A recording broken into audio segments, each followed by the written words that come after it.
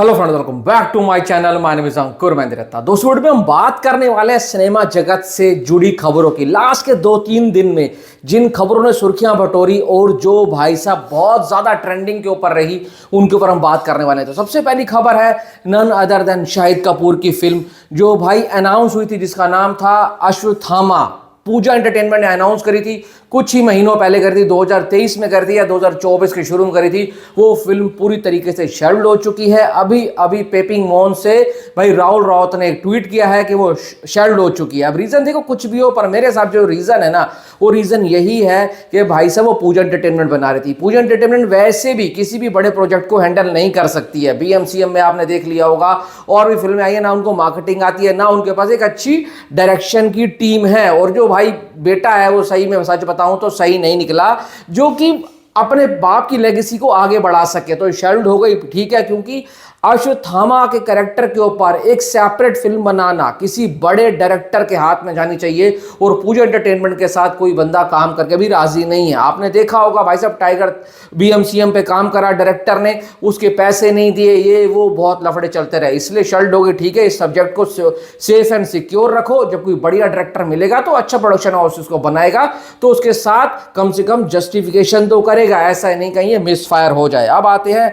भाई साहब किसके ऊपर, आते हैं none other then Vicky Kaushal. देखो, विक्की कौशल के बारे में एक बात कहना चाहूंगा। विक्की कौशल जिस ट्रैक पर चल रहे हैं ना, जो उनका लाइनअप है ना, बाप लेवल का है। हम बात करते हैं प्रभास की, हम बात करते हैं भाई साहब रणबीर कपूर के लाइनअप की, पर बहुत से लोग भूल जाते हैं कि विक्की कौशल का जो लाइनअप है वो सबसे ऊपर है। मैं हमेशा, आज नहीं, कम से कम सैकड़ों बार बोल चुका हूं कि बॉलीवुड को जो दो एक्टर आगे लेकर जाएंगे वो रणबीर कपूर एंड विक्की कौशल है। तीसरा नाम कोई भी हो सकता है, चौथा नाम कोई होगा, मुझे नहीं पता, पर ये दोनों कंफर्म्ड है। कंफर्म, ये दोनों ने अपने आप को प्रूव कर दिया। विक्की कौशल भाई साहब, आप सैम बहादुर ले लो, एनिमल के साथ आई थी, उसका काम देखकर पब्लिक पागल हो गई थी। ओ भाई, छोटी फिल्म भी करता है ना, अपनी पहचान छोड़कर जाता है। डंकी में एक छोटा सा रोल सबसे ज्यादा वाहवाही लूट कर गया था विक्की कौशल का। अब उसके पास जो फिल्में हैं, महाअवतार, भाई साहब चिरंजीवी, भगवान श्री परशुराम जी की कहानी होने वाली है, और हमने सिर्फ भगवान श्री परशुराम जी के बारे में बहुत कम सुना है, बहुत कम सुना है। पर जो लुक, जो पोस्टर आया है, और उसको भाई साहब बना रहा कौन है, मैड्रॉक फिल्म्स, वो बहुत सॉलिड होने वाली है। अमर कौशिक डायरेक्ट कर रहे हैं, लक्ष्मण ओटेकर संभाजी महाराज की बायोपिक लेकर आ रहे हैं, जिसका नाम है छावा, जो पहले पुष्पा 2 के साथ आनी थी, अब वो आएगी आई थिंक 2025 के अंदर आने वाली है। ये दो फिल्में विक्की कौशल के करियर के ग्राफ को ना भाई साहब यहां से यहां लेकर जाएगी। उसके बाद देखना विक्की कौशल कैसे फाड़ने वाला है। बस चाहते हैं कि फिल्में बढ़िया बने, ये भी मिसफायर ना हो, क्योंकि आजकल ना मिसफायर बहुत चल रहा है। देख लो कंगवा कैसे मिसफायर हुआ, लोग उसको बाहुबली बाहुबली कर रहे थे, और वो फिल्म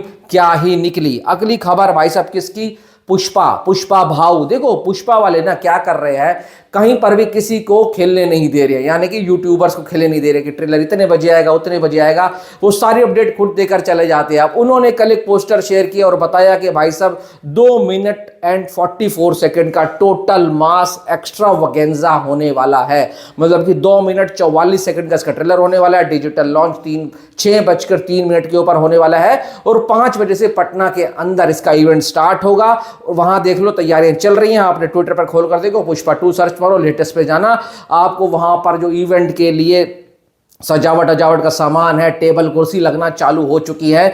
ये बहुत बड़ी बात है। एक मास फिल्म, एक मास एरिया के अंदर जाकर अपनी फिल्म का इवेंट कर रही है, तो सोचो वो कितने ज़्यादा एक्साइटेड है हिंदी बेल्ट से। उनको उम्मीद है कि हिंदी बेल्ट उनको 500 करोड़ कमा कर देगी, और लग भी रहा है भाई 500 करोड़ आने ही आने हैं। अगली खबर भाई साहब ऋतिक रोशन, ये बंदा पत्नी कब अपने असली स्टारडम को पहचानेगा। आप देखो, उसका ट्रेलर आया, करण अर्जुन का री रिलीज हो रही है 22 नवंबर को। करण अर्जुन एक कल्ट क्लासिक फिल्म है, मुझे आज भी पता है, हमारे यहाँ पर सागर सिनेमा है, सागर सिनेमा नया बना था ना फरीदाबाद, अगर कोई रहता है तो उसको पता होगा, सेक्टर 16 के अंदर, वहां पर मैं हम आपके है कौन देख कर आया था, और उसके बाद मैं करण जौहर की नहीं, ये देख कर आया था, करण अर्जुन। तो भाई उस सिनेमा के अंदर जाने में ऐसे लगता था कि जो आज की मल्टीप्लेक्स फेल है वो इस हिसाब से सिंगल स्क्रीन बनाया गया था, आज वो बिल्डिंग ऐसे ही टूट फूटी हुई पड़ी हुई है, उधर दुकानें पुकानें खुल गई हैं।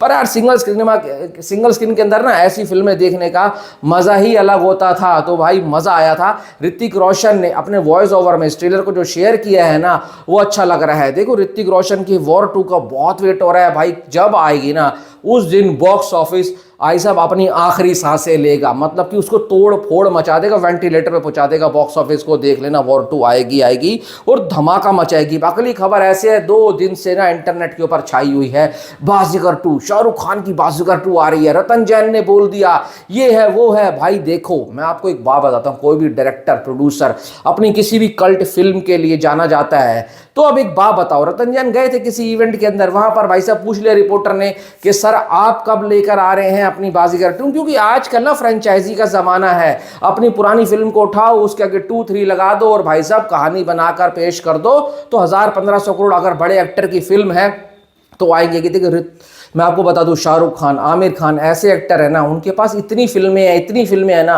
अगर वो चाहे ना उनकी फ्रेंचाइजी लेकर आ जाए ना, तो उनको कुछ करने की जरूरत नहीं है, पैसा कमा कर चले जाएंगे। पर अच्छी बात ये है कि शाहरुख खान भाई साहब फ्रेंचाइजी में नहीं फंस रहे हैं, वो स्टैंड अलोन फिल्म लेकर आ रहे हैं। और यही बातें हैं कि किंग की इमेज बरकरार रखी हुई है, उनकी जो बादशाहत है ना तभी कायम है। मैं नहीं चाहता हूं कि बाजीगर 2 वो आए। देखो बाजीगर 2 इतनी कल्ट क्लासिक फिल्म है ना, अगर थोड़ा सा भी ऊपर नीचे हुआ और वो मिस फायर हो गई तो सोचो भाई कबाड़ा हो जाएगा। ऐसे आइकॉनिक कैरेक्टर्स को छेड़ना नहीं चाहिए, क्योंकि आज अगर आप देखो ना तो अब्बास मस्तान में वो दम नहीं है, वो राइटिंग वो नहीं कर पा रहे हैं, उस तरीके की राइटिंग नहीं होगी तो पब्लिक क्या कहेगी। भाई साहब इससे अच्छा ना बनाते तो अच्छा था। और उन्होंने क्या बोला है, मेरे पास ना कोई आइडिया है, ना ही शाहरुख से मेरी बात हुई है, जब शाहरुख खान ओके करेंगे तो हम भाई साहब आइडिया को लॉक करने की कोशिश करेंगे, तो ये फिल्म सोचेंगे बनाएंगे। इतना आसान नहीं है बाजीगर 2 आ जाएगी। शाहरुख के पास अभी बहुत प्रोजेक्ट है जो लाइंड अप है, तो अमर कौशिक वाला है, राजन डीके वाला है, फराह खान के साथ भी बात चल रही थी, फराह खान वाला ना करे तो अच्छा, सबसे पहले तो किंग आनी है, फिर भाई साहब पठान 2 आनी है, टाइगर वर्सेस पठान होगी। उनके पास काम की कमी नहीं है और शाहरुख खान जल्दबाजी में कोई डिसीजन नहीं लेते, ना ही आमिर खान लेते हैं। वो किसी के साथ काम करते तो 4 साल 5 साल लगाते हैं। और बाजीगर जैसी कल्ट फिल्म को उठाना इस वक्त खतरे से खाली नहीं होगा। ये मेरी राय है, आपकी कुछ और हो सकती है। सिर्फ अपनी पुरानी फिल्म को उठा कर लेकर आ जाना कुछ नहीं होगा, उस पर बहुत मेहनत लगती है भाई। ऐसी फिल्म बनाओ जो पब्लिक को लगे हाँ भाई बाजीगर लेकर आए और भाई पब्लिक को पागल कर दिया, क्योंकि वो एक उस जमाने में शाहरुख खान ने ऐसा कैरेक्टर प्ले किया था कि आज भी ऐसे कैरेक्टर नहीं लिखे जाते हैं।